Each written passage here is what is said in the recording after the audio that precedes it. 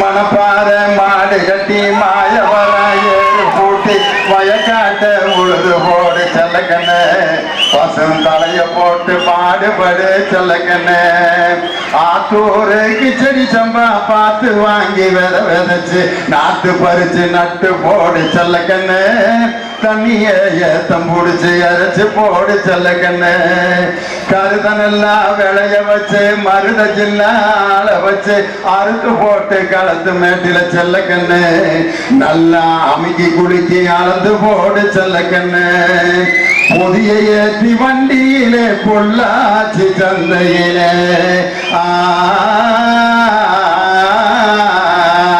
புதிய ஏற்றி வண்டியிலே பொள்ளாச்சி சந்தையிலே விருதுநகர் வியாபாரிக்கு செல்லக்கண்ணு நீ வித்து போட்டு பணத்தை என்ன செல்லக்கண்ணு சேர்த்த பணத்தை சிக்கனமா செலவு பண்ண பக்குவமா அம்மா கையில கொடுத்து போடு செல்லக்கண்ணு உங்க அம்மா கையில கொடுத்து போடு செல்லக்கண்ணு அவங்க 600 ஆக்கு வாங்க செல்லக்கண்ணு எத்தனையோ ஊர்ல வியாபாரம் நடக்குது ஏயா விருதுநகர் வியாபாரிக்கு நீ வித்து போட்டு பணத்தை என்னன்னு ஏன் அந்த கவிஞர் எழுதினார்னா தமிழ்நாட்டிலேயே நாணயமான வியாபாரிகள் நிறைந்த ஊரு இந்த விருதுநகர் அப்படிங்கிறதுனாலதான் அந்த கவிஞர் விருதுநகர் வியாபாரிக்கு செல்லக்கண்ணு.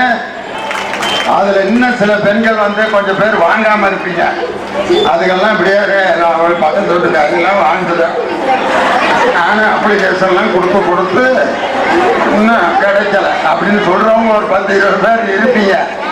ஆனால் தேர்தல் முடிஞ்ச பிறகு உங்களுடைய மனுக்கள் எல்லாம் மீண்டும் பரிசீலிக்கப்பட்டு யார் யாரெல்லாம் தகுதி உடையவர்களோ அவர்களுக்கெல்லாம் வழங்குவேன் என்று தமிழக முதல்வர் அறிவித்திருக்கிறார். இந்தியாவோட பிரதம மந்திரி நரேந்திர மோடி ஐயா வந்து எப்படி பேசுவார் பாத்தீங்களா? தும் போல் ரही नहीं चाहता हो, मेरे सपना के रानी का वो और ये देखो चार चौका है, मेरे फिशरमैन के समृद्धि के लिए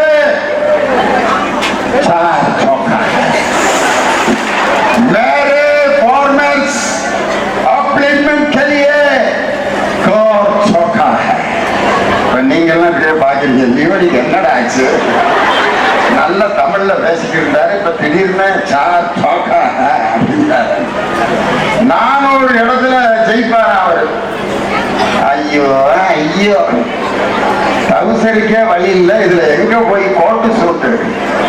இன்னைக்கு அவர் கனவு கண்டு கொண்டிருக்கிறார். இந்த மாதிரி வாய் வலிக்க ரொம்ப அழகா பேசுவாரே ஒழிய அவரால் எந்த திட்டத்தையும் 10 ஆண்டுகள் அவரால் செயல்படுத்தல. என்ன சொல்லியிருக்காங்கன்னா 100 நாள் வேலை திட்டத்தை 150 நாளாக உயர்த்துவோம், அதுல கொடுக்கிற சம்பளத்தை 400 ரூபாயாக உயர்த்துவோம் என்று சொன்ன தேர்தல் அறிக்கை திராவிட முன்னேற்ற கழகத்தினுடைய தேர்தல் அறிக்கை, காங்கிரஸ் கட்சியோட தேர்தல் அறிக்கை. செய்திகளை உடனுக்குடன் தெரிந்து கொள்ள உடனே சப்ஸ்கிரைப் பண்ணுங்க.